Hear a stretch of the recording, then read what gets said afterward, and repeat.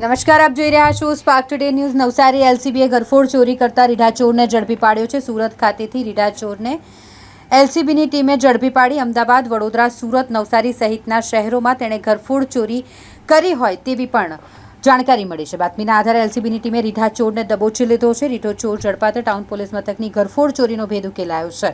પોલીસે રીઢા ચોર આફતાબ ઉર્ફે અલ્તાફ પઠાણની ધરપકડ કરી વધુ કાર્યવાહી હાથ ધરી છે। સવારે મારા મમ્મી લોકો શાકભાજી માર્કેટ ગયા હતા શાકભાજી લેવા માટે। તો એ દરમિયાન 7:30 થી 8, 8:15ના ગાળામાં એ દરમિયાન ઘરમાં આ નકુચો તોડીને અને અંદરથી અડાગડો મારીને ચોરીની ઘટના બની હતી। એમાં ઘરના કબાટનો સામાન અંદર વેરવિખેર થઈ ગયો હતો અને મારા મમ્મી લોકો આવ્યા શાકભાજી માર્કેટથી 8, 8:15ની આજુબાજુ।